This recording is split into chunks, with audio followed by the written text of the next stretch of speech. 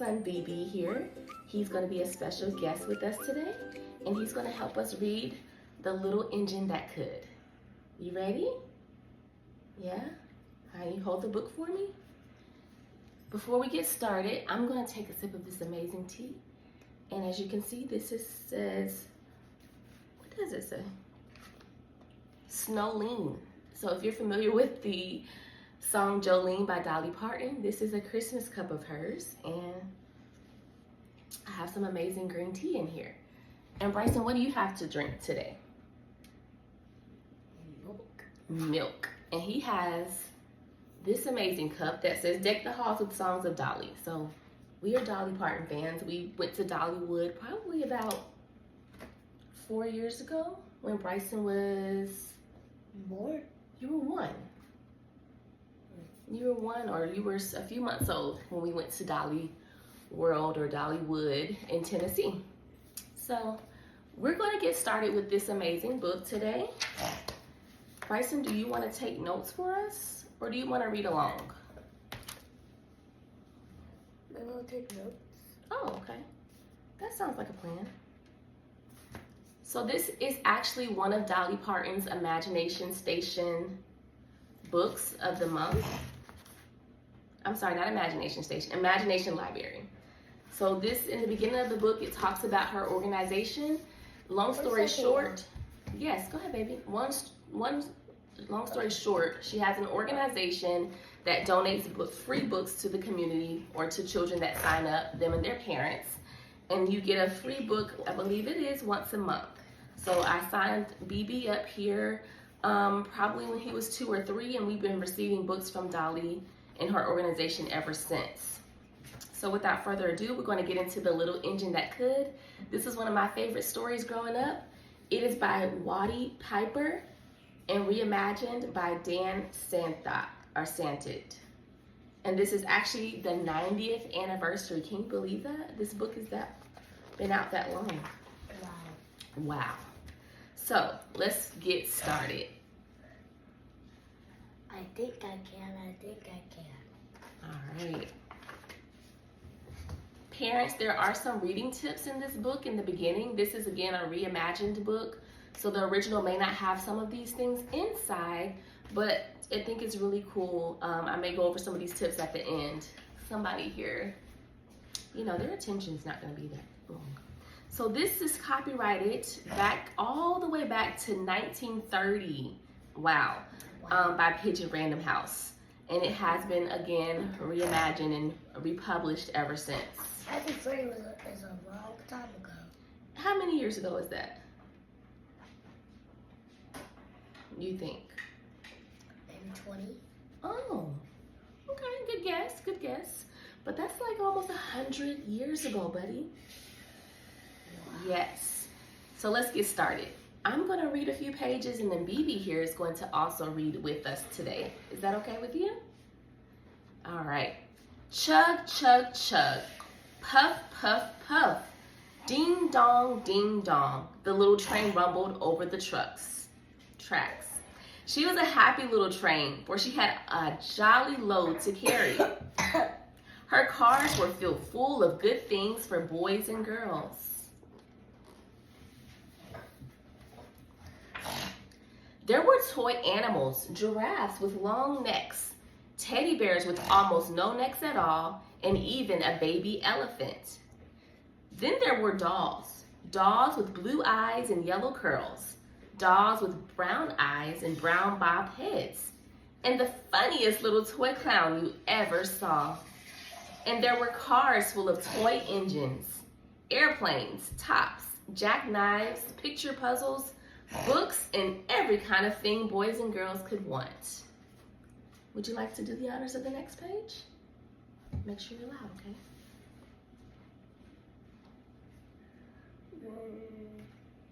Start here. I'm just gonna make sure if I know all these. You do, baby. Let's do it. Come on. Okay. But that was not all. Some of the cars were filled with all sorts of good things for boys and girls to eat. Big golden orange red cheap apples, bottles of creamy milk for their breakfast, fresh spinach for their dinner, peppermint drops, and lollipops for after their meal treats. Awesome job, buddy. And this is such an amazing page. The illustration is beautiful on this page. Yes. I remember growing up always wanting to eat some of those. The little train was carrying all wonderful things to the little good boys and girls on the other side of the mountain. She puffed along merrily. Then all of a sudden, she stopped with a jerk. She simply could not go another inch. She tried and she tried, but her wheels would not turn. Excuse me. That's okay. What were all those good little boys and girls on the other side of the mountain going to do without the wonderful toys to play with and the good food to eat? Here comes a shiny new engine, said the funny little clown who jumped out of the train. Let us ask him to help us.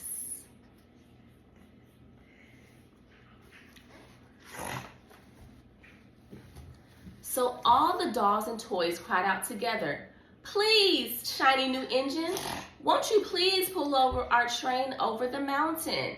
Our engine has broken down and the boys and girls on the other side won't have any toys to play with or good food to eat unless you help us." But the shiny new engine snorted, "I pull you? I am a passenger engine. I have just carried a fine big train over the mountain with more cars than you ever dreamed of. My train had sleeping cars with comfortable bread, a dining car where waiters bring whatever hungry people want to eat, and a parlor car in which people sit in soft armchairs and look out the big plate glass windows. I pull the likes of you? Indeed not," said the train. So he was not too fond of wanting to help them, was he, Bri? Yeah. And off he steamed to the roadhouse where engines live when they are not busy. How sad the little train and all the doll toys felt. Then the little clown called out, "The passenger engine is not the only one in the world.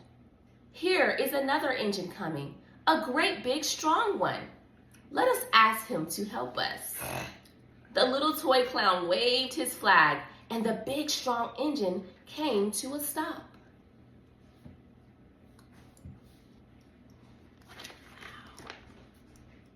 "Please, oh please, big engine," cried all the dolls and toys together. "Won't you please pull our train over the mountain? Our engine has broken down and the good little boys and girls on the other side won't have any toys to play with or food to eat unless you help us." just pulled a big train loaded, but the big strong engine bellowed, "I am a freight engine. I have just pulled a big train loaded with big machines over the mountain. These machines print books and newspapers for grown-ups to read. I am a very important engine indeed. I won't pull the likes of you." And the freight engine puffed indigently to the roadhouse. Digitally. That's a big one. Yeah. The little train and all the dolls and toys were very sad. "Cheer up," cried the little toy clown. "The freight engine is not the only one in the world. Here comes another. He looks very old and tired, but our train is so little. Perhaps he can help us."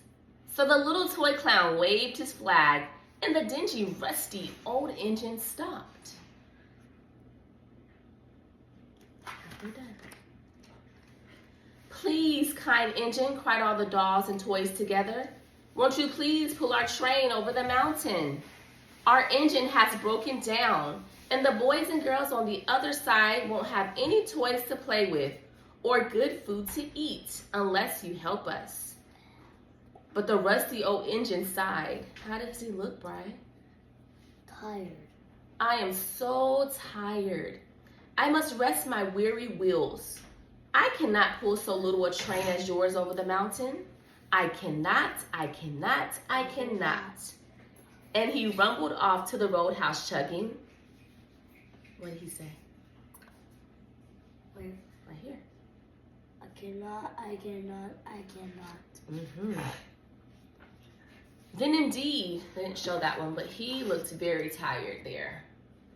He was struggling. Then indeed, the little train was very, very sad, and all the toys and dolls were ready to cry. But the little clown cried out, "Here's another engine coming, a little blue engine, a very little one. Maybe she will help us." The very little engine came chugging merrily along. When she saw the toy clown's flag, she stopped quickly. "What is the matter, my friends?" she asked kindly. "Oh, little blue engine," cried the dolls and toys, "will you pull us over the mountain?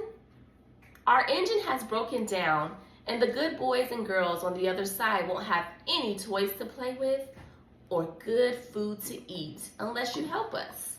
Please help us, little blue engine."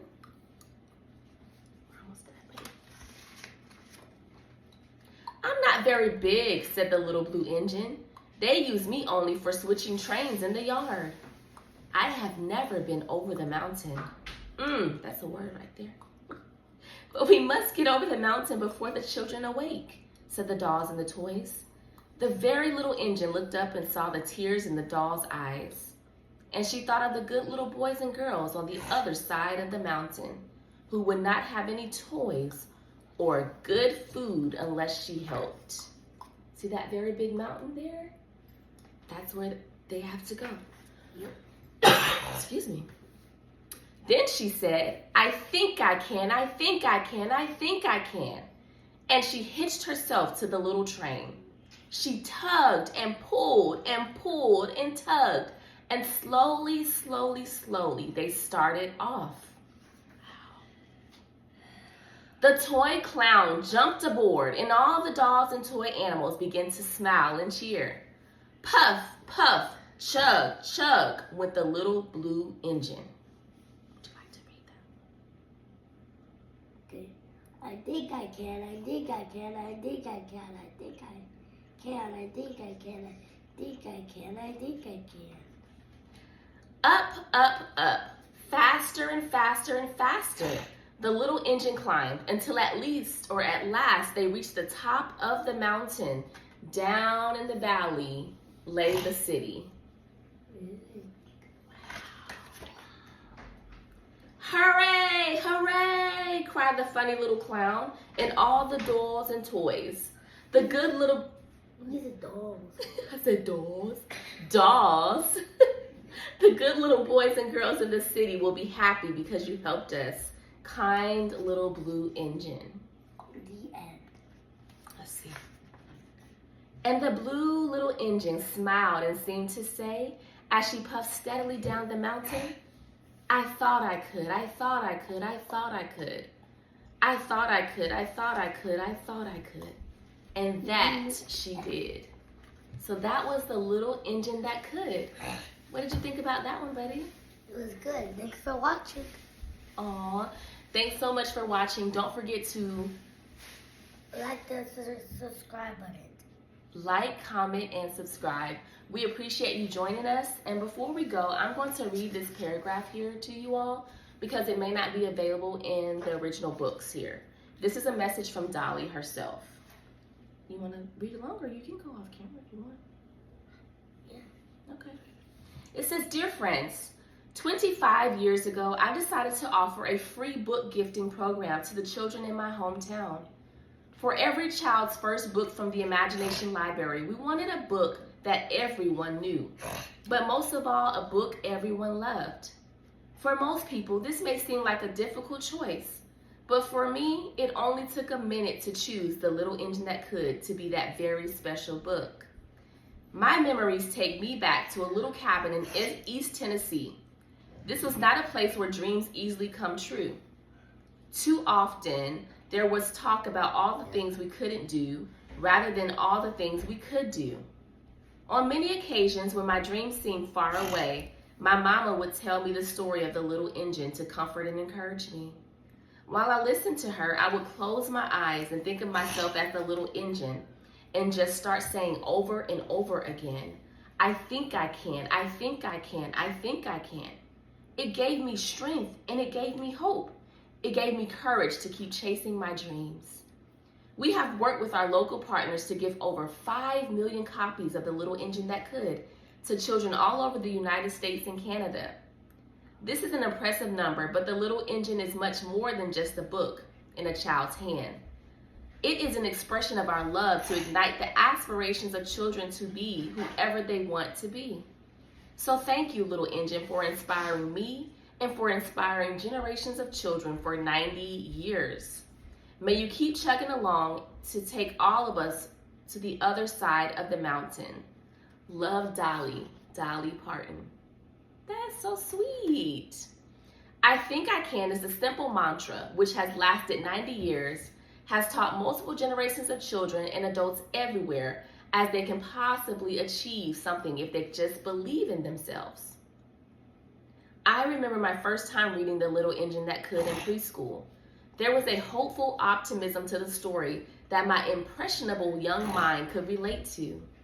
It was a lesson in self-confidence, and as I grew older, I would occasionally say, I think I can to myself in jest while preparing for a big test in high school, yes, and then later in college, usually with positive results.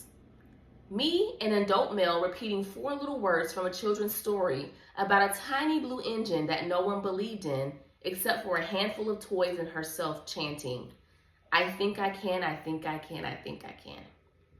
It's the voice in your head that gives you permission to believe in yourself when no one else does. A quiet place in your mind where no one can contest your beliefs. The meter of the phrase is balanced, meditative, and even calming. You become hypnotized by the rhythm of the phrase, which feels almost as natural as breathing. It's when you are at your best. Over the years, I've realized that if you say something often enough, you can sometimes convince yourself that it can be done. Today, I still say it to myself before presenting to hundreds of children at schools all over the country, or in midst of a meeting or a big deadline.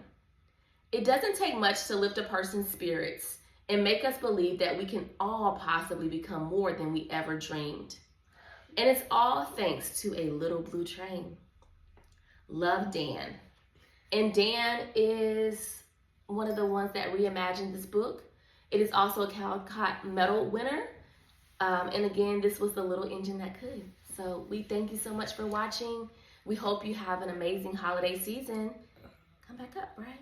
Let's say bye and let's get a picture. Say cheese.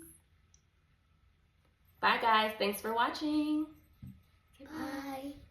You want to press the button? See you in the next channel.